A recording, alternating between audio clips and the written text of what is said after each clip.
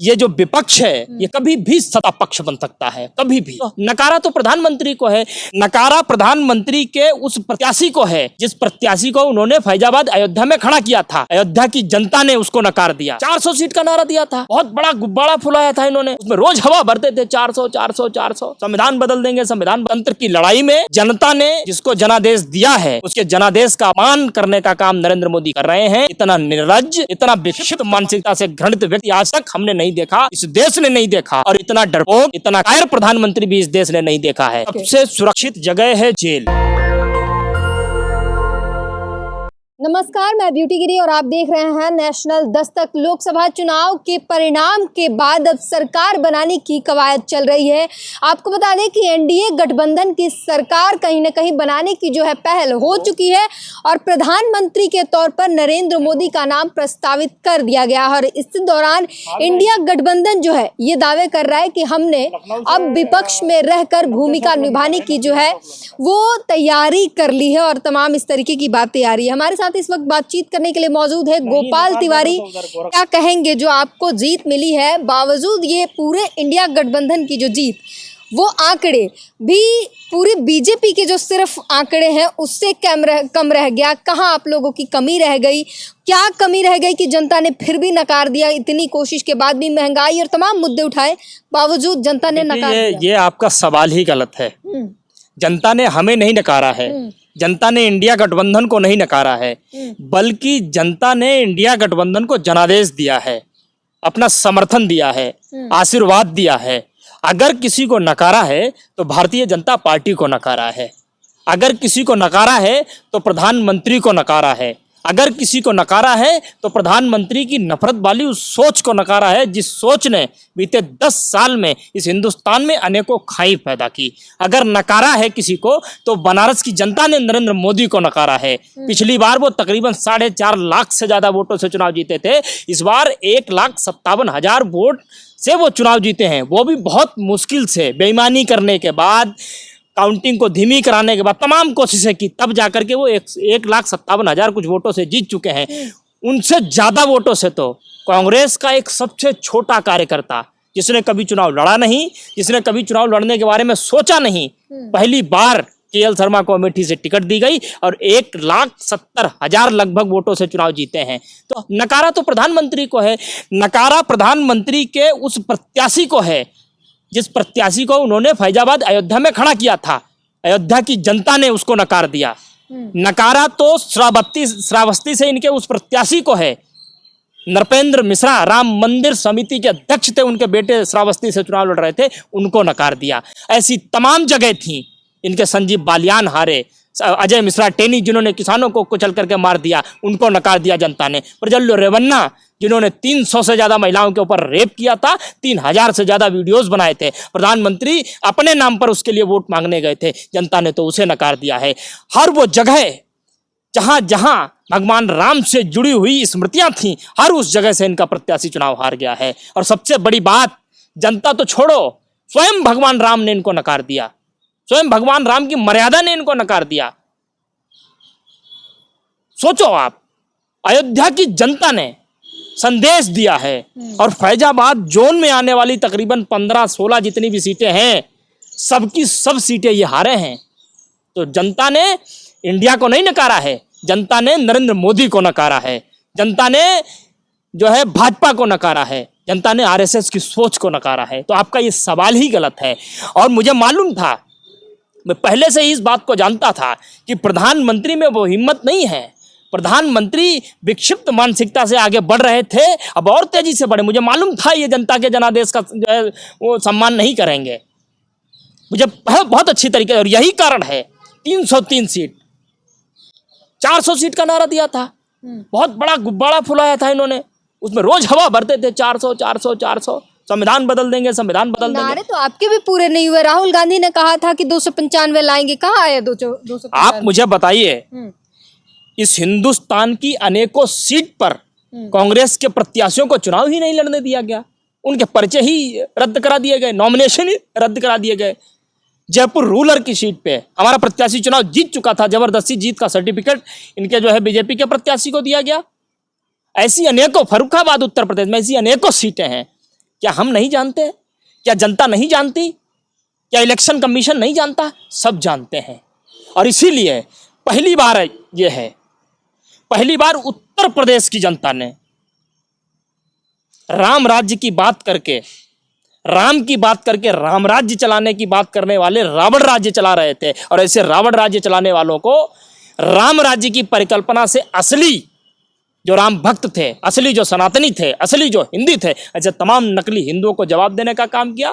नरेंद्र मोदी की जो धर्म विरोधी सोच थी उसको जवाब देने का काम किया। और आपको मैं बता दूं, भगवान राम की जब प्राण प्रतिष्ठा हो रही थी, अधूरे मंदिर में हो रही थी प्राण प्रतिष्ठा, इस देश में धर्म की धुरी को बांध कर रखने वाले, धर्म की ध्वजा को सम्मान के साथ लहराने वाले शंकराचार्यों का अपमान किया गया।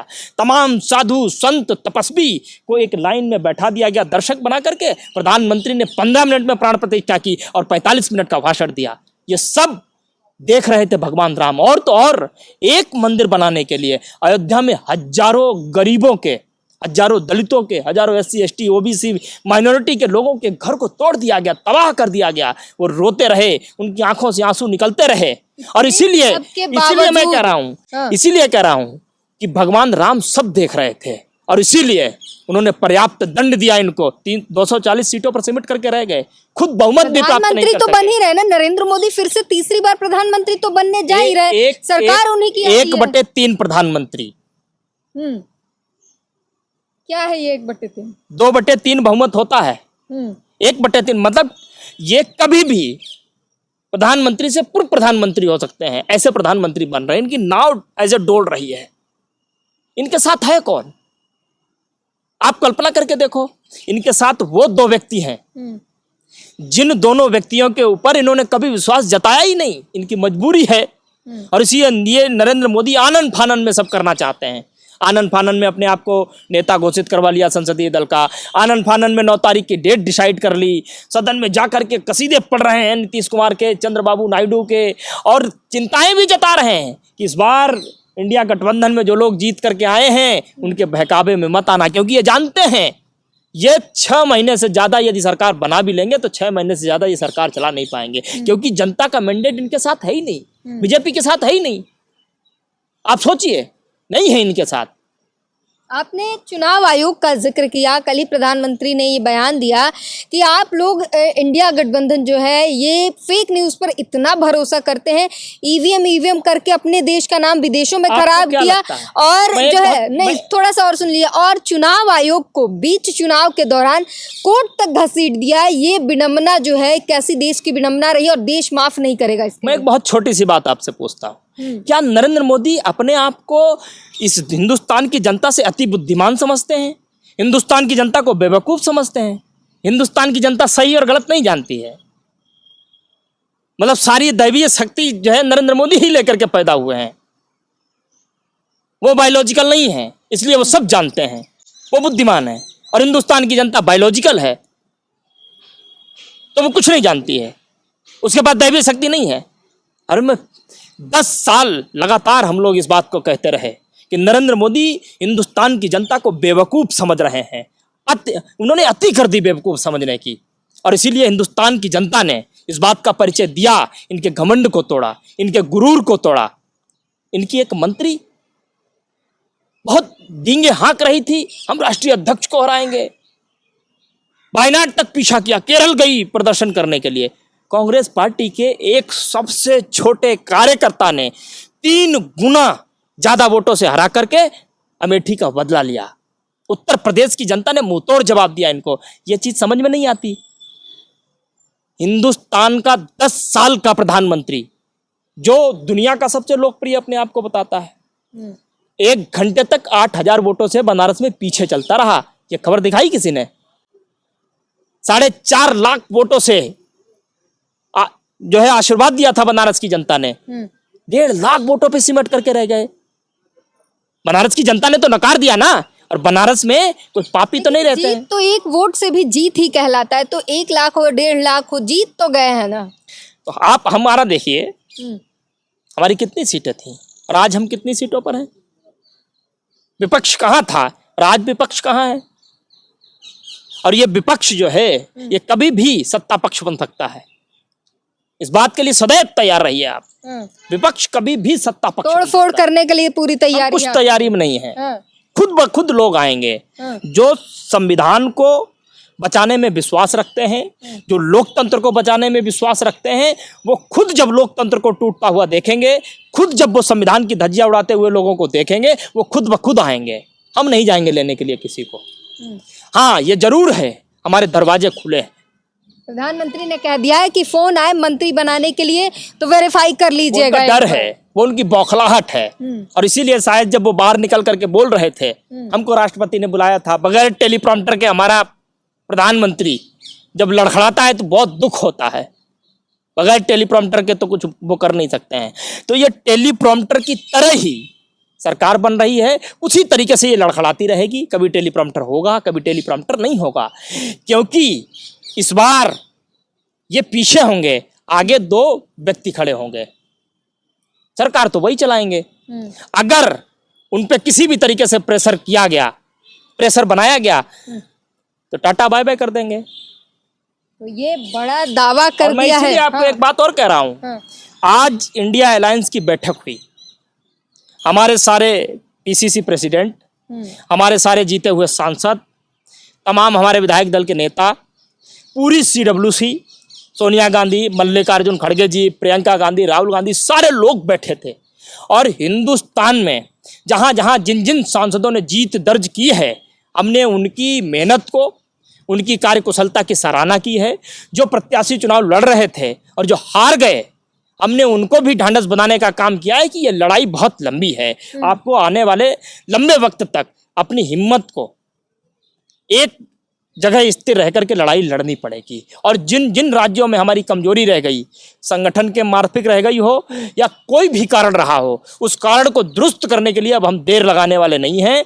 और आपको मैं बता दूं, भारत जोड़ो यात्रा चल रही थी, भारत जोड़ो न्याय यात्रा चल रही थी।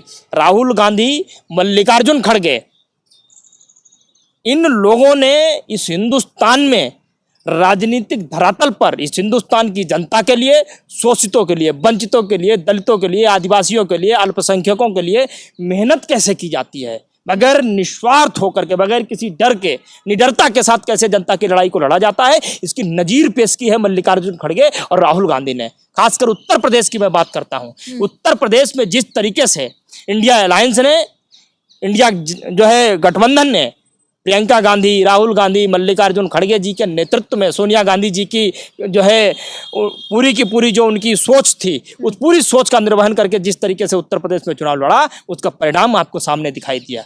वो तो कुछ लोग हैं जो लोकतंत्र में विश्वास नहीं रखते हैं, जिन्होंने 16-16 सीटों पर ना अपना कुछ कर पाए, ना जो है इधर कुछ होने दिया, नुकसान किया उन्होंने, और अपने आप को जो है वो पता नहीं एक वर्ग का बहुत बड़ी नेता जो है मानती थी। समझदार के लिए इशारा काफी होता है। उनको भी जनता देख रही है और इसीलिए उनको समेट करके एक किनारे ला करके खड़ा कर दिया। और मैं इसलिए आपको कह रहा हूं, आप इंतजार करिए, आप इंतजार करिए। ये जो विपक्ष है, ये कभी भी सत्ता पक्ष बन सकता है, कभी भी। ईश्वर के घर देर है, अंधेर नहीं। और लोकतंत्र की लड़ाई में जनता ने जिसको जनादेश दिया है, उसके जनादेश का अपमान करने का काम नरेंद्र मोदी कर रहे हैं। इतना निर्लज्ज, इतना बेशर्म, इतना विक्षिप्त मानसिकता से घृणित व्यक्ति आज तक हमने नहीं देखा, इस देश ने नहीं देखा। और इतना डरपोक, इतना कायर प्रधानमंत्री भी इस देश ने नहीं देखा है। और इसलिए मैं कह रहा हूं कि विपक्ष जब सत्ता पक्ष बन जाएगा और सत्ता पक्ष का प्रधानमंत्री बनते ही इस देश की समस्या एक झटके में 90% समाप्त हो जाएंगी। सबसे पहले तो आप लोग प्रधानमंत्री के झोला चेक करने की बात सब करेंगे हम। ये जाएंगे कहीं नहीं, इनकी सबसे सुरक्षित जगह है। लेकिन हिट लिस्ट में सबसे नंबर 1 पर वही दिखता है सारे इंडिया का। इनकी सबसे सुरक्षित जगह है जेल।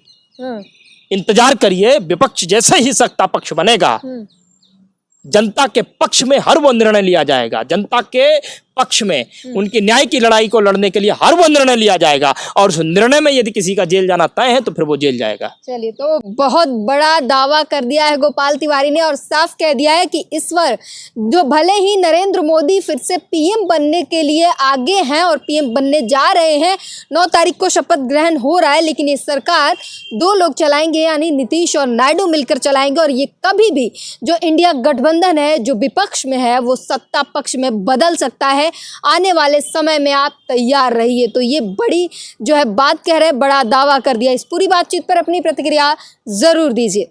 नेशनल दस्तक की आपसे गुजारिश है कि अगर इसको बचाना चाहते हैं तो नेशनल दस्तक को सब्सक्राइब करने के लिए रेड कलर के सब्सक्राइब बटन को दबाएं, फिर बेल आइकन की घंटी दबाएं। नेशनल दस्तक को बचाने के लिए बहुत जरूरी है कि हर खबर को शेयर करें, लाइक करें, कमेंट जरूर करें।